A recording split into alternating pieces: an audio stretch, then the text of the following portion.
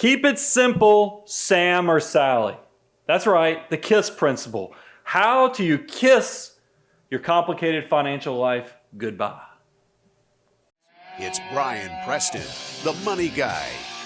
You nailed it. I'm going to be honest. I thought you did pretty good. I wasn't expecting like the Sam or Sally thing because the way that I know that popular. Here's what you need to know.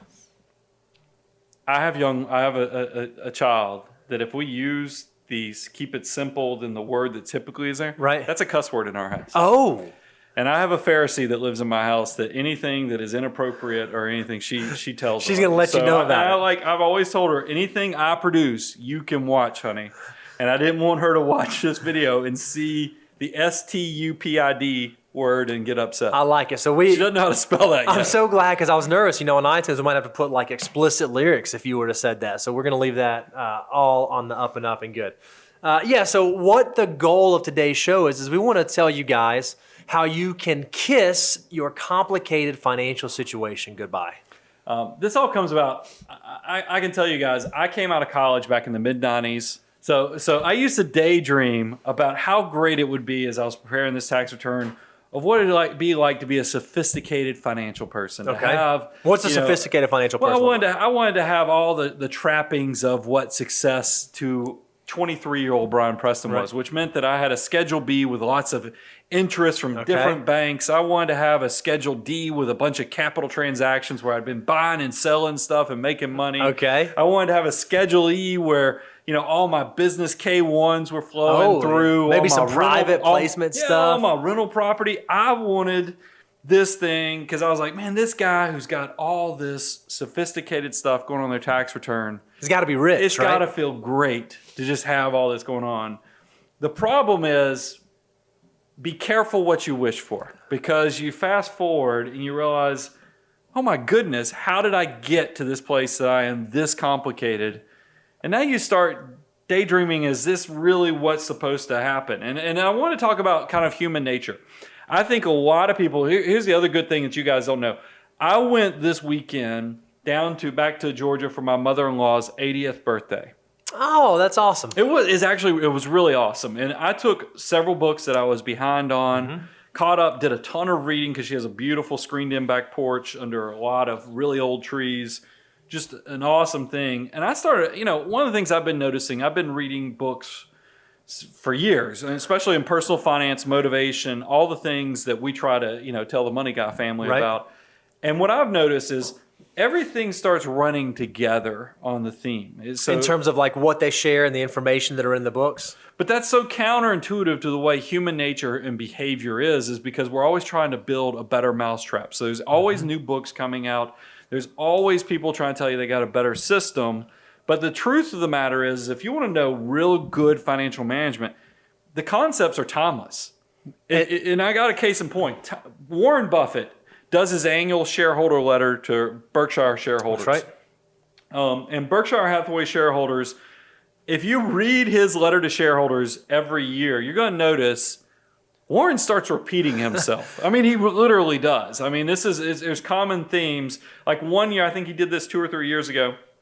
He had an irrational next door neighbor farmer. He talks about a farm that he had, and he had this irrational neighbor who, what if he started throwing out prices every day? And some days the prices are way overpriced. Some days the prices are way underpriced. You could sit there and cherry pick. That's his analogy, and that's the way the stock market. He's trying to talk about how irrational in the short term the pricing is, and why you need to know intrinsic value.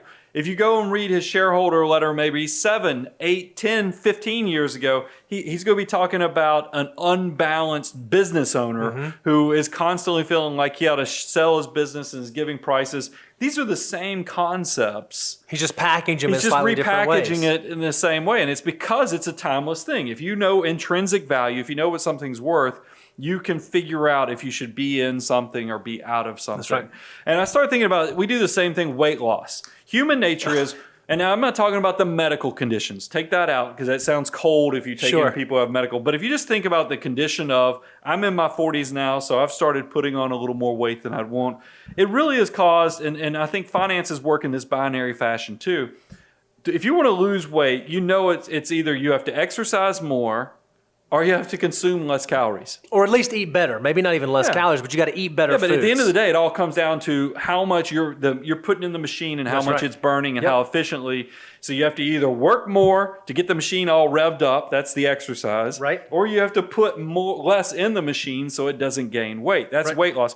It's the same thing with personal finances. The personal finances, if you boil it down, are so simple in the fact that you either can make more money Mm-hmm. or you can spend more efficiently Yep. with what you have coming in. I mean, it really is coming down to those type of things. And that sounds so simple. And I think that we all feel like, and it's kind of like staff accountant Brian thinking that to be successful, I had to walk through these complexities so that the world would perceive me as successful. Right. I can tell you as a guy who's now, I graduated mid-90s, so I'm 23, 24 years removed from college, have a growing business, cumulative, we're getting into our, close to 35 years of experience. That is, it's a mirage. It just is not what you want, because you're going to get to the age of success that you're going to go, I just want it to be easy. I'm just tired of all this complexity in my life.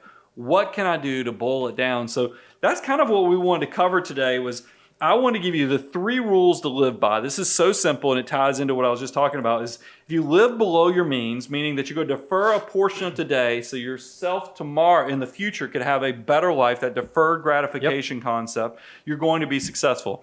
If you can use debt cautiously, meaning that if you're using debt and you're not scared of the debt, you're doing it wrong. Right. That's number 2. And then number 3 is spend for value. We talk about this. This is where you want to be building memories, not buying stuff, because the stuff is not going to help you.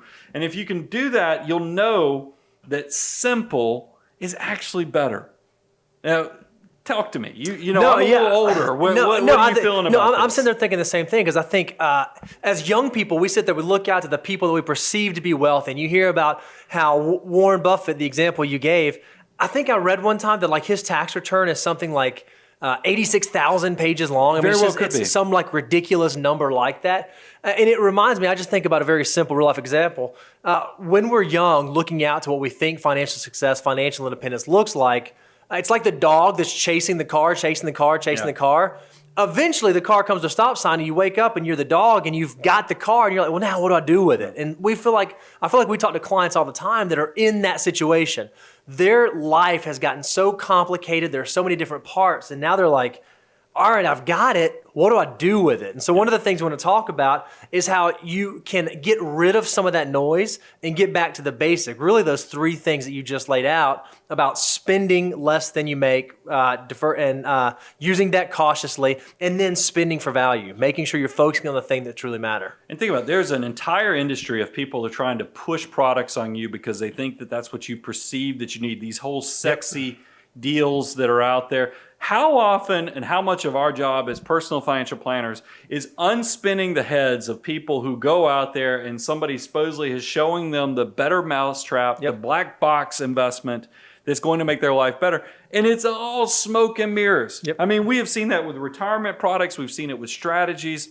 Guys, there is something about understanding that simple is going to make you happier. That's right. Now, simple, because becoming wealthy is unbelievably simple, but unfortunately, simple does not mean easy. That's right. And I do want to kind of walk through what is the difference between, because we believe in simple and smart decisions, but if it was easy, we'd have a lot more of the population that would actually be wealthy and be fulfilled with their money. But because of all this cottage industry that's pushing products, that's putting us on this treadmill, and we have this hedonic principle where we think that if we get here, we're going to this arrival fallacy that when we get to this point, we're going to be happier and more successful as we reach this point. But then you're going to get there and you'll realize, I'm not any happier than I was. So we want to kind of walk you through what is simple and what can bring you into things so you're doing it right with your own personal finances. I think it's important to mention, because there's this entire movement, there's a few documentaries on this talking about minimalism, right? How do I do as little as possible? And that's not really what we're not necessarily talking about minimalism when we're talking about simplicity, because like the house that you built when you moved up here, you absolutely love this house, right? Yeah. But not all the pieces and components you would describe as simple. Is that a safe thing for me to say? Yeah, I definitely think that there's a difference between simple and minimalism. Yep. And the fact that minimalism is you start shedding things. Right. And look, they could be interconnected, but I'm a gadget guy. I mean, I love when Apple comes out with new products. I love when I have a Tesla Model 3. I love getting over-the-air updates. I don't know if I qualify as a minimalist. Sure, certainly But not. I do like the thought of understanding how I want every dollar to be purposeful. Mm-hmm. And I want you to, and this is a good point. I'm glad you brought this up. You, the individual, have to figure out what is that gives you purpose and what you're passionate about, and then make sure that your resources and your efforts go after that. Right. Because that's the whole, and I read a column or an article about zest, or one of my clients said, is you got to figure out that spice of life that gives you purpose and fulfillment. For me, yes, I love gadgets, but it's also writing show content for the Money Guy Show and doing these things. And that's why I think I do feel stressed out and overwhelmed sometimes because I just have so much I want to get out. That's not minimalism. Right. That's just, being excited, passionate, but I want to simplify as many things so I can focus on what I think is important, which is creating great content, but also creating memories with the family and all the other stuff. So let's kind of jump into this. Because here's the categories we broke this into. I want to talk about how investing is simple. Whoa, okay, Brian. Now, you make me nervous when you make statements like that because we make a living, right? One of the things that we do in our day job when we're not doing the show is we help people do financial planning and come up with strategies to reaching financial independence. And a big piece of what we're doing is investing, is helping people choose how to do their dollars. And what you're saying is, whoa, investing is simple. It's easy. It's a piece of cake. You want to know when you have complete confidence in what you do for a living is when you are willing to be not literally naked. I mean, I'm going to keep clothes on around people, but I am willing to lay bare what I believe about, from my experience of managing money with my own money as well as clients' money for going on 3 decades, is that, I mean, it really is. These principles are simple. They're easy. I don't mind you understanding it because I think you're still going to need me for some of these other things. You're going to be so successful. You're still going to want somebody looking over your shoulder, but you're not going to have to buy the private placement. You're not going to have to do the hedge fund. You're not going to have to get into venture capital and all these other crazy things that lock up your money or some complicated insurance strategy.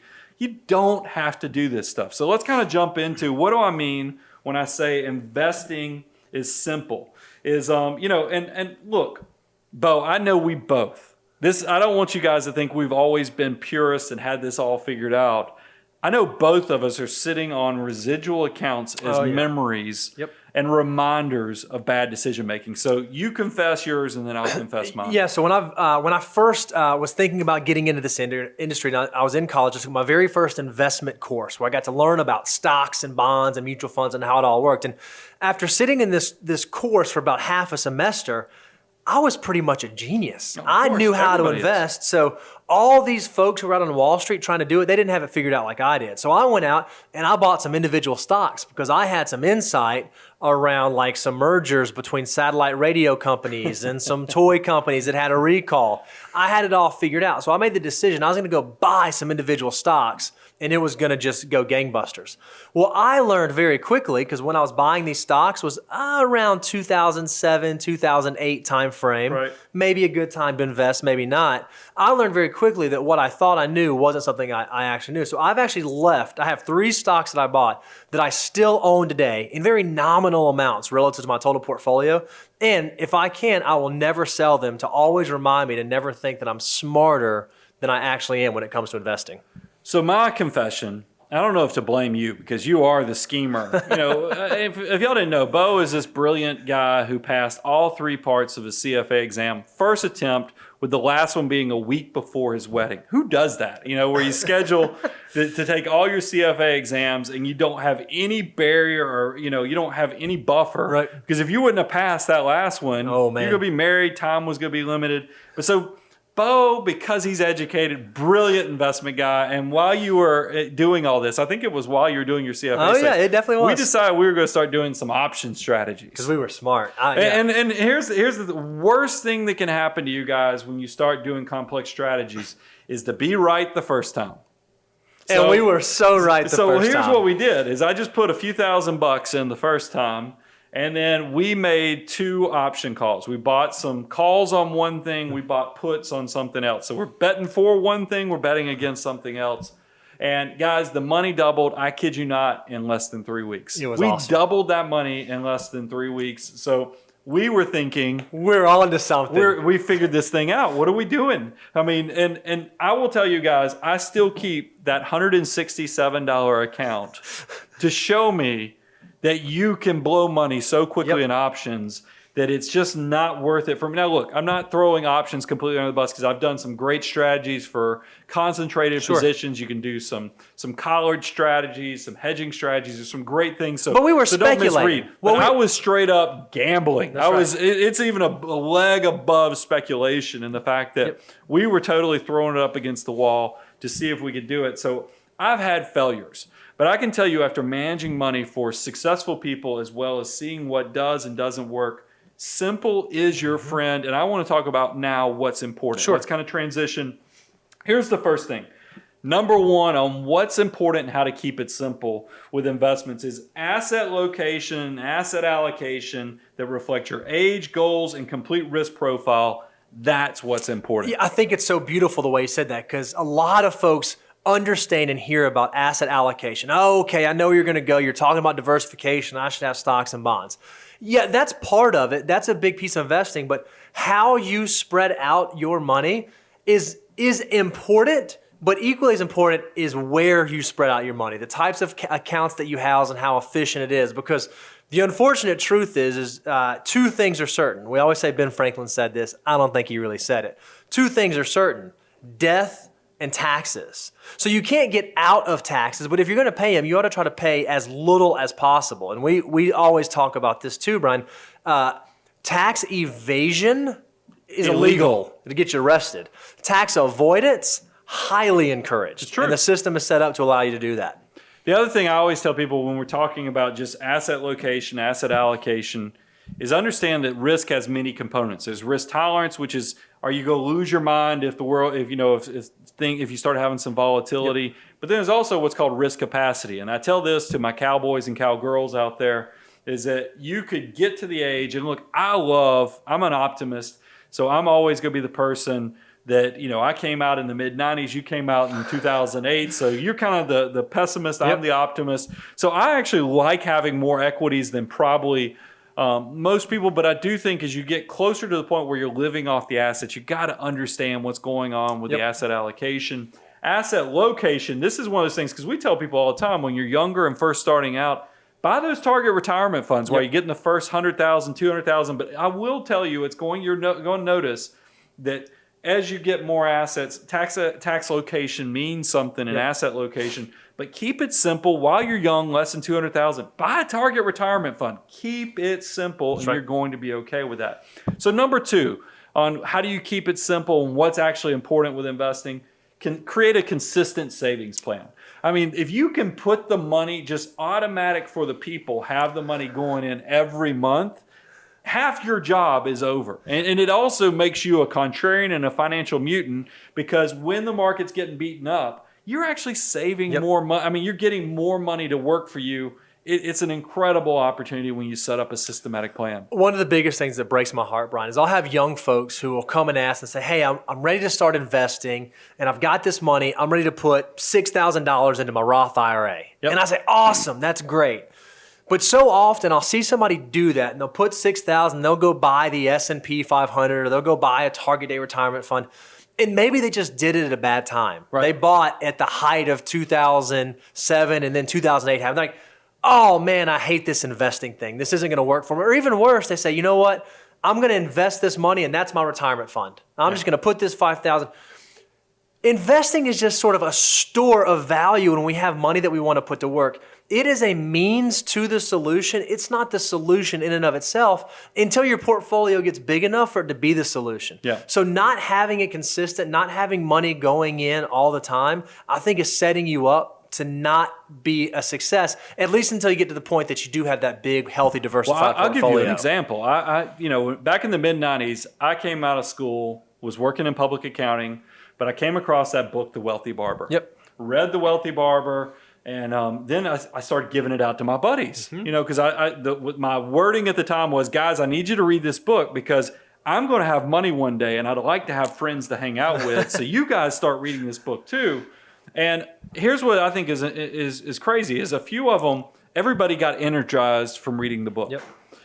And I had a few that actually set up IRAs, put the money in, but that was it. And they never did because anything else. it's like you go to a conference. What happens when you leave a conference? You're ready to run through a wall That's right. when you come back. There's a reason Tony Robbins can have people cross pits Walk of on fire. fire. It's because you go through a conference. We could probably get you guys motivated, but if you don't create a plan of action that's going to think outside of when you get that initial motivation and excitement, it doesn't fulfill with all your desires. Right. So that's why I like consistent savings plans, is because they let you take that initial burst of energy, but it gives it a legacy. So that thing keeps working even after your excitement might die down. I have several clients, and I saw, you guys, whenever you get a free tumbler, we always have you write matt@aboundwealth.com. Matt serves as a secondary on me on one client. And every time we have a meeting, I'm like, that guy right there is wealthy because I have dragged him across building a savings plan, because he's just not wired to be a saver. Yep. But every time we had our annual meeting, I'd be like, come on. I mean, look at your income. Yep. Look at, you got to increase your annual savings. And then Lord, he's been a client for over a decade now, maybe even 15 years at this point. And he's got a great He looks at his portfolio and he goes, how did we get here? Yeah, I mean, that's right. really, if you will do that with a consistent savings plan, it will happen for you. So save 15 to 25% of your gross income.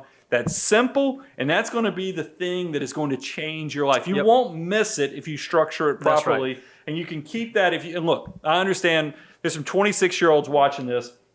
They're like 15 to 25%. Not a That chance. old guy right there is clueless on how hard my money is right now. I get it.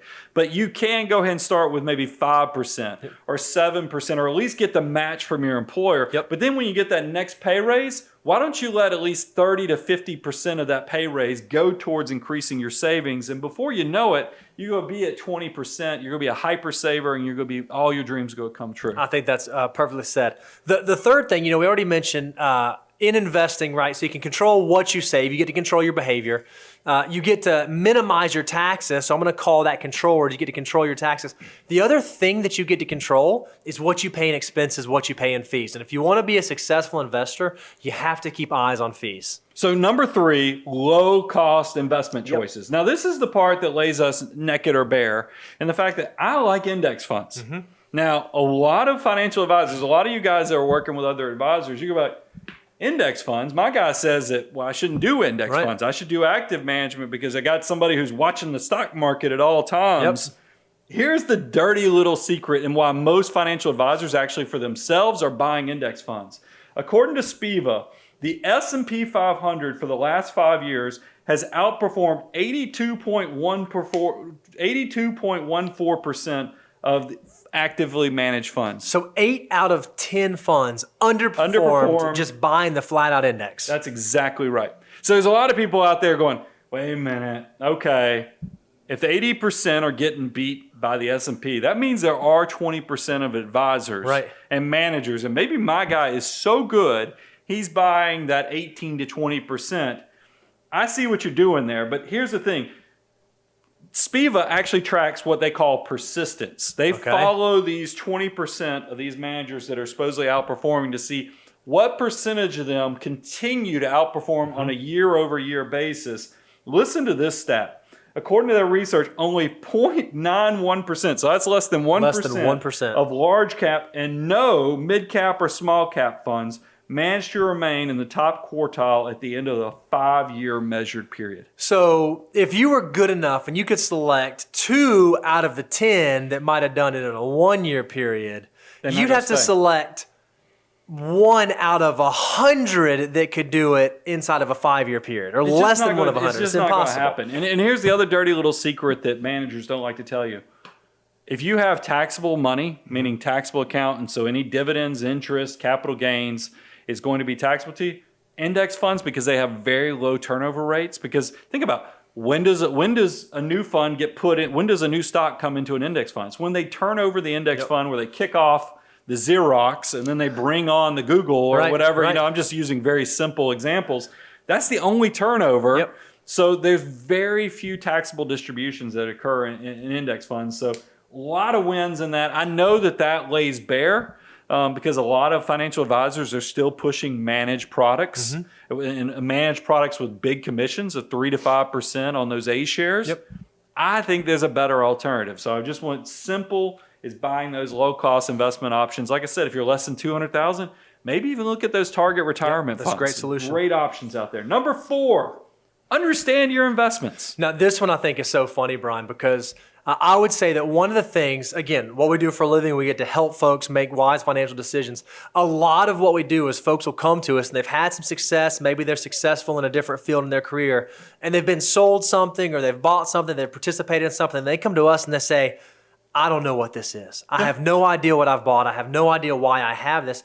And so what we try to do is we try to make the complex simple and break it down. But the question we always have to ask them when we talk to them is, okay, well, why'd you buy this in the first place? And you know what the answer we most often get is? What? I don't know. I don't know. It sounded good. So that's what I think. If really, you just heard me telling you that index funds are going to be your friend. Why buy some complicated strategy? I will tell you, coming from a public accounting background, I have CPA friends that come to me with all kind of schemes. I use the word schemes appropriately. Yep. And I'm like, there's no way I'm doing this No. because I have seen too many oil and gas partnership and tax havens blow up, from other schemes that I'm just not going to do those type of investment things that are not what I consider straight and narrow that are going to get me through this and probably do a much better job with a lot less complication, a lot less stress, and going to help me reach my financial goals. So understand what's going on in your investment portfolio. If you couldn't take what the advisor says to you or what the investment company says to you, take that information, go and repeat it to your neighbor and be able to talk about it intelligently, might not be the best thing for you. I've heard you say it in a different way too. I always liked it because I thought you were going to say it because I've heard you say that example. You say if you can't turn around to somebody in a grocery store line and tell them about your investment, it's probably not for you. That's exactly right. I always thought that was a great analogy. So let's pivot. We just talked about investing is simple. But you know what else is simple? Estate planning is for sure simple. That can't be true, Brian, because in order to do estate planning, you have to go see an attorney. And I know firsthand that attorneys have to go to school for like a gazillion years and they have to pass like bar exams to be able to even practice law. No way can estate planning be simple. Plus, don't you know there's some boogeyman government accounting office out there that wants to tax all your money when you die? That's what we're kind of pitched. Yep. The world has changed, guys. When I first came out of college and started managing, working in public accounting and then managing money, the estate exemption was around $600,000. So if you had like a 401k and like your house was paid for, it wasn't Especially too... if you lived in certain parts of the country, you owned a house, you had an estate tax issue. So this thing really was hiding under your bed at one point in your life. But guys, if you've been paying attention, now the estate tax exemption is like $11 million a person, over $11 million. And if you're a married couple, you can actually give the unused portion to your spouse. Yep. It's amazing. So this thing is impacting such small percentage of people that the estate taxes are not the problem. Sure. The big things you have to think about keeping this simple, is does your plan reflect your end-of-life decisions and where the money's actually going? Because that's the problem. I think so many people have in their mind that if they talk about estate planning, if they talk about end-of-life things, that you're somehow putting a hex on yourself that these things could more likely happen. I'm telling you just the opposite. If you'll do this unfortunate, scary discussions, you're actually going to make your family's life simpler, easy, and more efficient. And you might find out that some conversation you have here saves you a lot of heartache, or at least a loved one's heartache, years into the future. That's right. And what we say is estate planning is simple. What that does not mean is that estate planning can't get complicated. Brian, we have a great story. You have a client, a family that we just absolutely adore. And they came to you because they had recently met with someone who had prepared an estate plan for them, correct? Yeah, this family, a few of them are going to hear this show, but I'll go ahead and make it funny. I have two brothers that listen to the show, successful guys. And I still crack up about this, is that they didn't want to hire me. They figured what they do is they push their parents forward and let them be the guinea pig before they both ended up hiring me too. But so I thought that was very noble that they pushed the parents, the family patriarchs forward to make sure that we were good and who we said we were. But in full disclosure, I will tell you that the parents, very successful in their own right, got a hold of a seminar attorney that I didn't love some of the suggestions that were put out. I mean, it was some very complex, supposedly to keep your asset protection and avoiding things. It was less than ideal. And I think if they wouldn't have had somebody like, adult children who were very good with their finances, as well as a financial advisor telling them, hey, this is not ideal what this attorney is trying to do to you, this attorney would have spun their heads, put them into something complex that would have generated a lot of trust fees, a lot of annual administration different tax fees. returns. It was just going to be a nightmare to administer this thing while they're alive, much less when they couldn't speak anymore and passed away and this stuff became permanent. So be careful. Simple estate plans do not always have to be complex. I had an estate attorney, very successful, that often told me, look, try to be, even for complex estate strategies, try to boil it down to the lowest factor possible. I mean, I talk about it later, but like fractions, there's a reason, guys, when you're doing any type of math, they don't let you put 64 over 82. 82. You've got to boil the fraction down to the lowest number. You can do the same thing with your estate plan. There's no reason to create unneeded trust and other things. That's right. So keep it as simple as you possibly can. And I even give this advice because a lot of folks think, oh, well, I'll do the estate planning when I get to that stage. We think that, who should have an estate plan in place? It's anybody who either has stuff that you want to have a certain thing happen to when you pass away, or people that you want to have taken care of if you're not here. And so just like we give you the order of operations, we have a financial show where we talk about how you should prioritize your dollars. We even think there's an estate planning order of operations you can think about. Just starting out, very simple. If you just have things that you want to go certain places. Yeah, sentimental stuff. Do something as simple as write it down. Get on your computer, type up, I want the grandfather clock to go to this kid, and I want this to go here, and I want this. Do that, print it out, sign your name and put it somewhere. That's an estate plan. It doesn't have to be notarized and all this stuff. It's just something simple that states what your wishes are. Well, then, say maybe you graduate past that and you have slightly more complex, or you want to have something a little more official. There are websites and services where you can go out there and for $199, you can go do your own estate plan. And you can print out a template and do some boilerplate. And then once you get past that stage, maybe you have children entering into the equation, or you start to have larger assets or more complex assets, then you can graduate to actually going to see an attorney that can draft a real document for you and actually have an estate plan customized for your specific situation. Yeah, so you can start slowly, ease into the shallow end, but by the time you get to the deep end of having assets and complexity, you'll have a partner that can help you with it, with an estate attorney. But there's no reason this has to be complex for just the sake of being complex. Let's talk about what's important, because we had three ideas here that we wanted to make sure we shared with you. Number one, beneficiary designations. This one, we've had projects. We're actually working on it right now. We have, as Bo told you, sitting in the other room, we have the inaugural class of Abound Wealth interns. That's right. We're hoping this will be a running legacy where every year we bring on more interns.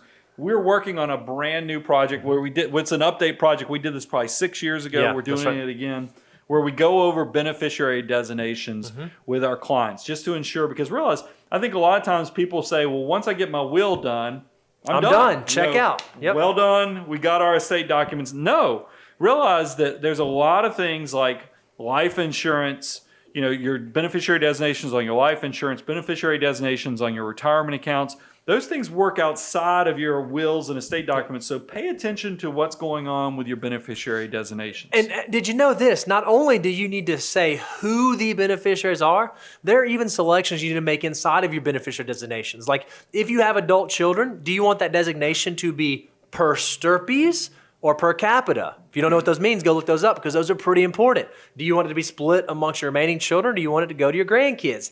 That sort of stuff matters, so you want to make sure that you check that. And this is something that's absolutely terrifying. Inside the society and culture in which we live, it's not uncommon for there to be marriages and divorces and people who pass away and siblings and fall. Just because a life change happens like a divorce, doesn't mean that your beneficiary designations automatically change. Or just because you get married, it doesn't mean that they automatically change. You want to make sure that you update those things to make sure that your accounts and your structure ultimately matches your wishes. Yeah, no doubt. Especially big life changes like births, divorces, deaths. Update those beneficiary designations. Number 2, wills. This is important, guys. And I've said this is like a broken record, and I apologize because a lot of you guys have been listening for a number of years. But if you think your financial life is going to be complex while you're alive, die with kids without leaving behind a will and telling somebody who's going to get these kids.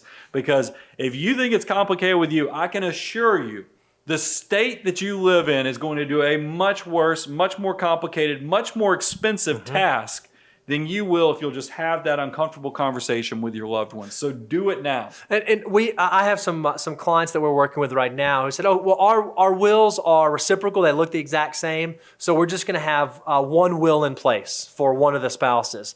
And while it's very common for wills of spouses to look identical, you do want to make sure that you have that will for each person, because just because the wills would look the same, if one person passes away without a will, they pass away intestate without a will, which means their estate still has to go through the probate process. It can lock up the assets. It can slow everything down.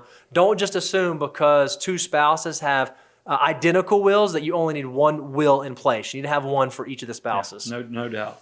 Number 3, term life insurance. Guys, look. We're not insurance salesmen. We don't even want you to go buy a ton of insurance, but we both have lots of life insurance on ourselves because realize when you're younger, when you have family members that are living off of your income and you have debt obligations, you have funding goals like college, there's a lot of things that if you left tomorrow, and we never know when that bus might throw us, might get hit. Yep. That's always the thing we say on a Tuesday afternoon.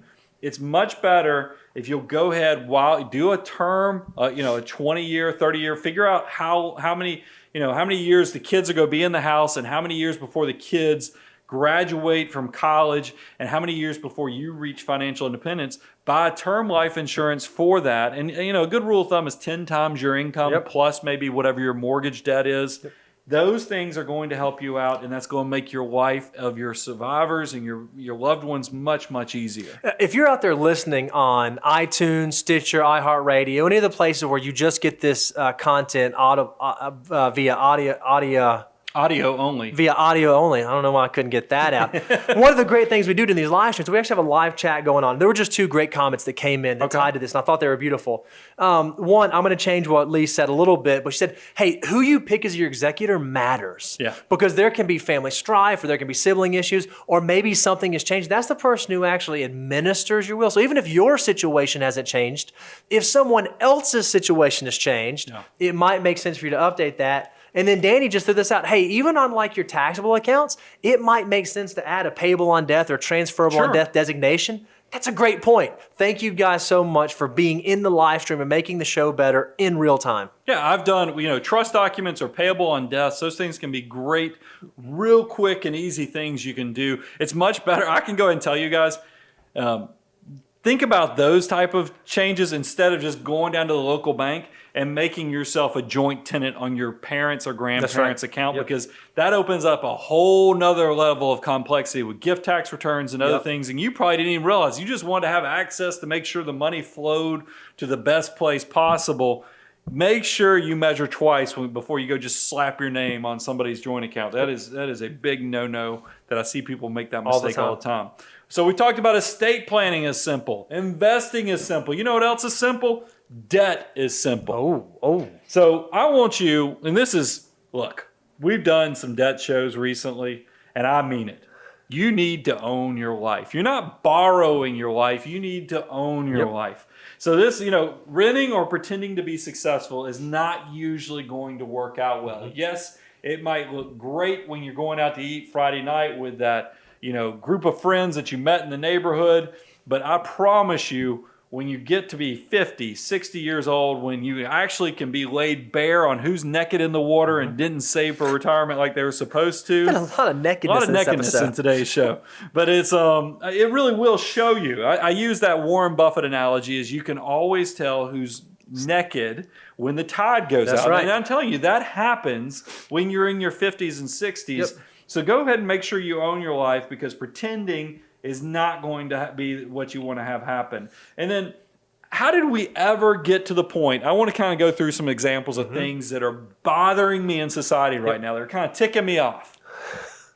How did we get to the point that cars can be financed for 7 to 8 years? It doesn't make any sense. I don't think if we looked at the stats, and we should have done this, Oh, I did look up some stats. most people don't even own cars for 7 to 8 years, do they? The average car, I don't have how long people own Okay. cars, but I do know the average car loan as of October 2018, so this is not that old, 69 and a half months. That's more than 5 years. That's unbelievable. And by the way, I don't know if you guys know this, but there are like two types of assets. There are appreciable assets that get more valuable over time, and then there are depreciable assets that get less valuable over time. You know what an automobile is? It ain't this one. It goes down. So why on earth would you have a 69-month loan on something that gets less and less and less and less and less valuable through time? It's much better to sell cars than it is to buy cars. I can promise you that, because when you buy cars, the dirty secret is I mean, and I had somebody tell me, I think the first year you buy a brand new car, it depreciates like 30% right in the first year. It's heartbreaking. Disgusting. I mean, so pay attention to that. Don't do, if you're not doing, and let me go ahead, you know what, I'll save it for what's important. Let me go ahead on my rant here. Stop applying for those 10% off 10% off coupons that you get for brand new store credit when you're at the checkout line. Yep. Like when you go to the home improvement store, or you go to your favorite retail store where you buy your undershirts and underwear, and they say, hey, I see that you have a $35 bill today. Would you like to get 10% off that by signing up for one of our store credit cards? The answer is no. No.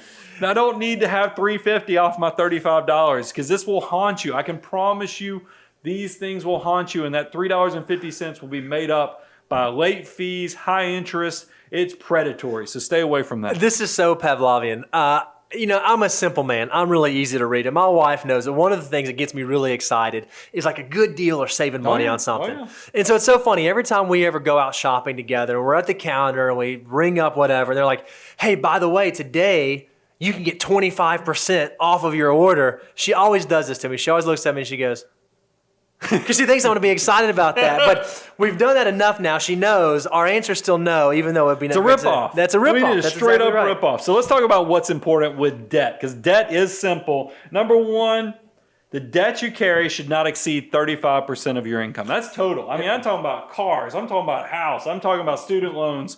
Everything, 35%. So here's some real easy math. Go take every debt payment you have between your mortgage, car, student loans, credit cards, everything you just said, add them all up, divide by 0.35. Do you make more than that in a month? There's your math. If you don't, we gotta got a work problem. on that. So total mortgage debt. This is your housing. I want you count your principal and interest, your taxes, and your insurance. I don't want it to exceed 25%. I know there's somebody out there on some publication that you read that's going to tell you can do 28%. That's hogwash. It's 25%, because we want you to save that 3% so you actually can go on a vacation or build some memories with your kids. Don't run it up to what they tell you can do. And here's another thing. I want you to have that mortgage paid off before you actually are retired. You're not truly unencumbered and truly financially independent unless you have paid off everybody. So I know that there's a whole mathematical calculation with the deductibility, which is, by the way, getting less with all that much higher standard deduction. But man, it would be nice if you could transition into retirement and have one less stress on your plate, because it's not always about the numbers. A lot of it's about the numbers, but there is something much more powerful to having that debt completely paid for. Credit card debt, what is that? It should not exist. There is no such thing as credit card debt. I love it. It's true. You can have a credit card, but you can never, ever, ever have credit card debt. If you're not paying off your credit cards monthly, you're doing it completely wrong. If you can't pay it off monthly, you got to go the teetotal route of, like Dave Ramsey and others have talked about. You just don't even get credit cards because you don't have the discipline to use it. Number 4, keep student loans below anticipated first year of salary. So if you're in school right now or you have loved ones in school, try to keep those student loans down. I did see something. It's all over the news right now. Awesome guy paid off the entire graduating class I of saw this student article. loan debt. He's a tech, billionaire.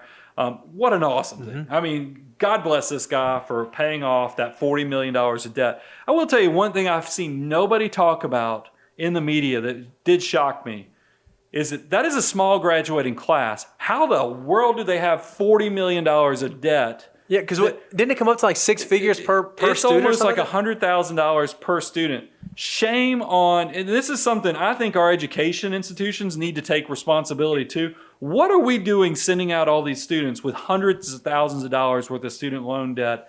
Do not let that student loan debt get bigger than your first year of anticipated salary. Now, look, there's exceptions, of course, for medical doctors and others, but you even need to be careful because there's no reason to come out of school where you're so far in debt that you'll never catch up. But to the gentleman that paid off the $40 million, God bless you. Awesome. I've seen a lot of people that are kind of upset. I'm like, you ought to just say thank you. Yeah. I mean, we need more people that just pay it forward and being generous. Good for him. Let's keep it moving. Hey, and if you are looking for a financial advisor, I know some guys. So come free. on. We're not, no, thank you. Just throwing it out there. No blank, we're not soliciting him. We're saying thank you to him. Number 5, vehicle loans should follow the 23-8. Oh, yep. I love it. Now, what this means is you go put down when you buy a car. Now, realize this is all non-luxury brands. All non-luxury. We're talking about, Honda, Toyota, Chevrolet, Kia. Ford, the Kia, the Hyundai, those type of things. You need to at least, I know you in the beginning when you're in your 30s especially or 20s, you can't pay cash yet. I mean, I want you to, but you just can't do it. So you need to put down 20%. You need to run your amortization table at 3 years. I'm okay if you actually take a 4-year loan, but run the payment at 3 years because that's when I want you to have it paid off.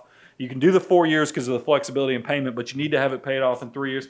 And then that should never, the 8 is that it should not be more than 8% of your total income. Now look, if you're married, that 8% should be for both of your cars. That's not 8% per car. That's 8% in total. So spend it accordingly. Love it. So that's debt. Debt is simple. You know what? Estate planning is simple. Investing is simple. But you know what else is simple? Emergency funds are simple. Yeah, they're simple. But man, it gets screwed up a lot, I feel like. Yeah, because here's the thing. You know what happens? This is what people don't understand. I was reading something. Somebody I really think a lot of, I'm not going to say his name, but I was looking on Twitter, and he was saying that once you reach to a level of success, do you really need to be liquid? Do you need to have him? I was like, yeah. Because absolutely. let me tell you, I've been through enough downturns. Unfortunately, things all go bad at the same time. It's not like, the stock market goes down, but, everything else is like, you know what? Who cares? International doesn't go, you know what? America's down right now, but that's a great time for us to go. No. In 2008, even bonds, we think when we buy bonds, they're going to protect you in downtime. Go look at what the bond marketplace did in 2008. We all in 2008 thought that the wheels were falling off the wagon completely. The analogy made, because I know this has been 10 years, everybody has forgotten. People were making the analogy back in 2008 is that the system, the financial system was so broken that it'd be like you going to McDonald's. And McDonald's has 2 windows now. They have where you pay at window A and then you drive, and window 2 is where you pick up your food. Yeah.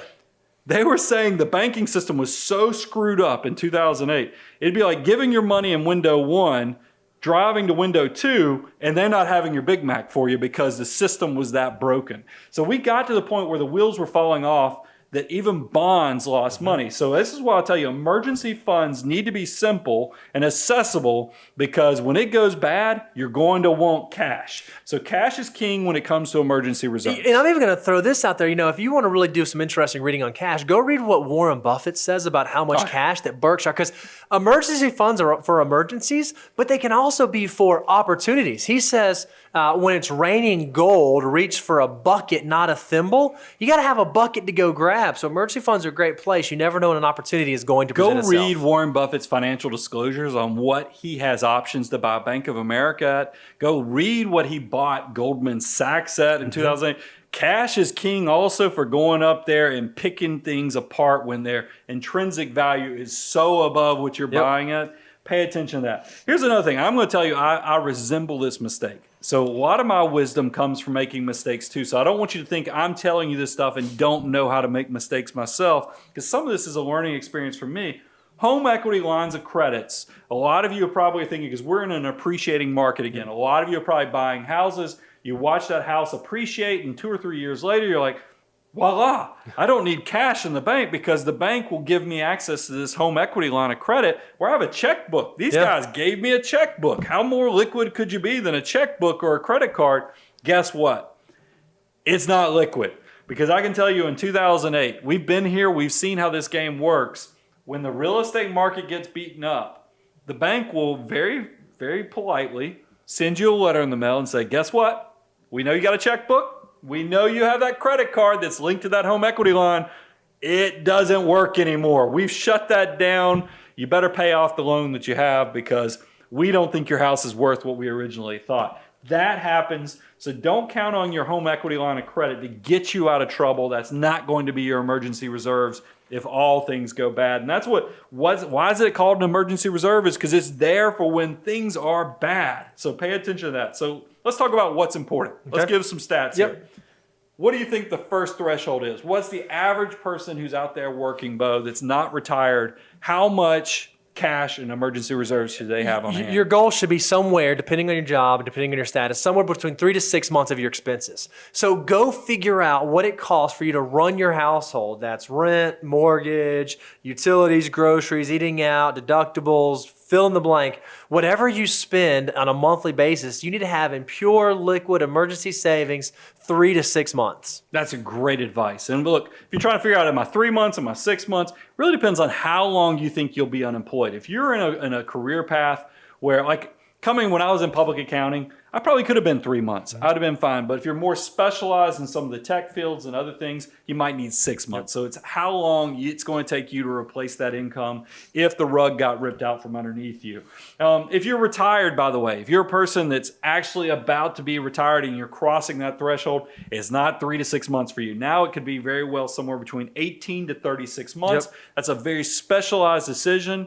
You know, I can't give you specifics on that, but it very well know it could be 18. That's a year and a half to 3 years. The reason is because you don't want to have to go sell something that's getting its teeth kicked in when you're making that threshold into retirement, because you never know. Nobody, no matter what they tell you, knows what the stock market's going to do next year. So you want to go ahead and make sure you bulletproof yourself as much as possible. And then the other thing, go out there, guys, do your research. Go to Bankrate.com, see what the high yield FDIC insured online savings banks will pay you, because your brick and mortar guys are probably paying you less than 0.25%. It's very easy to get between 2 and 2.5% on FDIC insured cash right now. Go make that money work, because that 2%, that's legit now. That's go buy you some meals. That's go do some other things. That'll put some shoes on the kids. So definitely go pay attention to what's going on with your cash accounts, because cash is not just complete trash anymore. You can actually get some yield. I'm just thinking that should be like the marketing slogan for some high-yield bank. This will put some shoes on your kids. No, it's true. I mean, and we've Brian all Preston. been in points. That's what emergency funds are simple. I'm just telling you, this money, you need to think about every dollar. What can it be doing for you? Because this is your army of dollar bills. I want every dollar to have a purpose, and I want it to be as responsible and efficient and functional and successful. Because you know what happens? When this dollar is working good, this dollar is working good, they start stacking on top of each other. Before you know it, you are at the level that you want to be with financial independence, and you're successful. So, simple. May not be sexy. It's not going to turn heads, but I can tell you this. It's going to give you some peace of mind. It's also going to put you on a path that puts you head and shoulders above a lot of your peers. And look, you do these steps now because when you get to 50, when you get to 60, and you want to start living life the way you want to, it's going to show that you've got that swagger, that you've, maybe you didn't get to drive the fancy car or live in the fancy house like some of your friends and neighbors, but then one day they wake up and go, how did they end up with money? How is he already retiring? How much does he have to have in the bank to be able to retire already? It's because you made these simple decisions at the right time. That's right.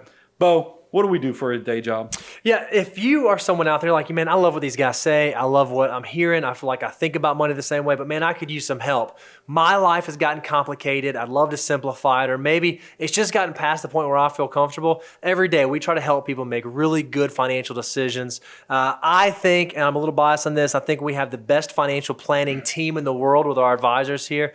So if you're curious about taking it to the next level, if you've either run out of time to do it yourself, reached the level of complexity crazy, where you're nervous about doing it, or the gravity of your decisions is just so big, you really want to make sure that you don't screw it up and you have a second set of eyes, we would love to hear from you. Go out to moneyguide.com. You can contact us. Go to Abound Wealth. You can contact us. And we just appreciate you letting us be here to share the good news of sound financial management. Becoming wealthy, the concepts are simple, but somehow it's just not easy. The journey is not easy. Guys, thank you for tuning in to the Money Guy Show and becoming part of the Money Guy family. We're going to help you continue to make these great decisions, complete the abundance cycle where we just come, you give you all the free advice. We love on you. You're going to learn, apply, and grow those assets until one day this is going to be who you talk to at Abound Wealth. So reach out to us, moneyguy.com. Also, don't forget, subscribe and put the notification. Hit the bell, ring the bell just like you were at your favorite fast food joint as you're walking out, because we want you to get the notifications and become a subscriber on YouTube.